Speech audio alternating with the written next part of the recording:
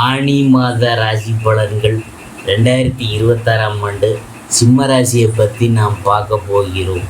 அதாவது விரய குருவால் சுப விரயம், அதை பற்றி தான் நாம் பார்க்க போகிறோம்.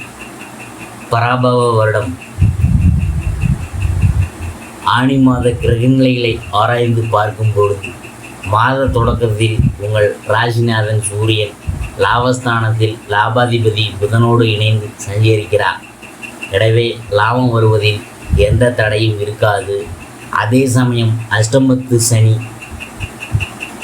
ஆதிக்கம் நடைபெறதுனால வந்த தொகை மறுநொடியே செலவாகிவிடும். உடல் நலத்திற்காகவும் சிறு தொகையை செலவிடும் சூழல் ஏற்படும்.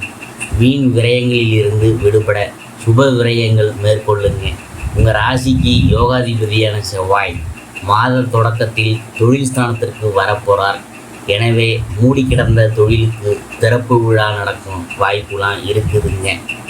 ரிஷபம் செவ்வாய் ஆனி மாதம் 5ஆம் தேதி, அதாவது 19/6/2026 அன்று ரிஷபராசிக்கு செவ்வாய் போகிறாரு. உங்கள் ராசிக்கு 4, 9 ஆகிய இடங்களுக்கு அதிபதியானவர் செவ்வாய்.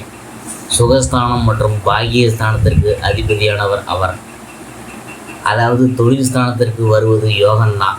தொழில் வெற்றி நடைபோடும். வரவேண்டிய லாபம் சேரும். கூட்டு தொழிலில் பழைய பங்குதாரர்களை விலக்கிவிட்டு புதிய பங்குதாரர்களை சேர்த்து கொள்வது பற்றி நீங்கள் சிந்தித்து கொண்டு இருப்பீங்க. சொத்துகள் வாங்கும் யோகம் உண்டு. அஷ்டமத்து சனியின் ஆதிக்கம் நடைபெறுவதால் கடன் சுமை அதிகரிக்கக்கூடும். ஒரு சிலருக்கு உத்தியோகத்தில் புதிய பொறுப்புகள் கிடைக்கலாம். உடன்பிறப்புகளின் இல்லத்தில் நடைபெறும் நிகழ்ச்சிகளை முன்னின்று நடத்தி வைப்பீங்க.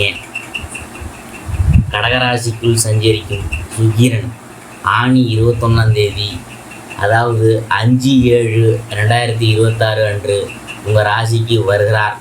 உங்கள் ராசிக்கு அதாவது 3, 10 ஆகிய இடங்களுக்கு அதிபதியானவர் தான் சுக்கிரன். அவர் உங்கள் ராசியில் அடியெடுத்து வைக்கும் வேளையில் எடுத்த முயற்சியிலேயே வெற்றி கிடைக்கப் போகுது. இல்லம் தேடி நல்ல தகவல் சேரும். கொடுத்த வாக்கை காப்பாற்றுவீங்க. ஆடை ஆபரண சேர்க்கை உண்டு. பெண் வழி பிரச்சனைகள் நல்ல முடிவுக்கு வரும்.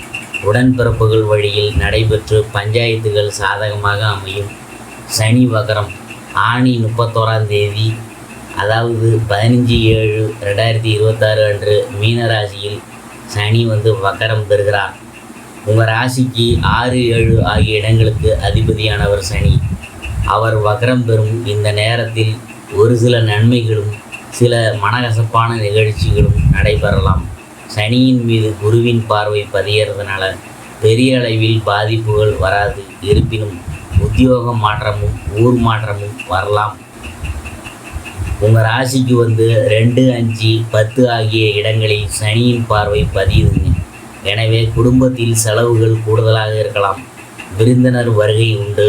வீடு கட்டும் முயற்சி அல்லது வாங்கும் முயற்சியில் ஆர்வம் காட்டுவீங்க. பிள்ளைகளின் கல்யாண முயற்சியும் வேலை வாய்ப்புக்காக எடுத்த முயற்சியும் கைகூடும். வெளிநாட்டு வணிகம் ஆதாயம் தரும். உத்தியோகத்தில் இடமாற்றம், இலாக்கா மாற்றம் உறுதியாகலாம். உயர் அதிகாரிகளால் நன்மை கிடைக்கும். சனிக்கிழமை விரதமும் வழிபாடும் சகஜ நிலையை உருவாக்கும். பொது வாழ்வில் இருக்கிறவங்க மேலிடத்தில் ஒப்படைத்த பொறுப்புகளை கவனமாக செய்கிறது நல்லது. வியாபாரத்தில் வாடிக்கையாளர்களின் எண்ணிக்கையெல்லாம் அதிகரிக்க போகுது. உத்தியோகத்தில் மேல் அதிகாரிகள் இணக்கமாக நடந்து கொள்வாங்க. கலைஞர்களுக்கு புதிய முயற்சிகளில் வெற்றி கிடைக்கும்.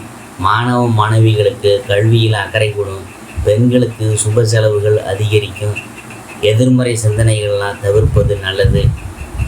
அடுத்தது குரு சுக்கிரன் சேர்க்கை எப்படி இருக்குன்னு போகிறது என்று பார்க்கும் பொழுது, கடகராசியில் உச்சம் பெற்ற குருவோடு 15/6/2026 முதல் 4/7/2026 வரை சுக்கிரன் இணைந்து சஞ்சரிக்க போகிறாங்க.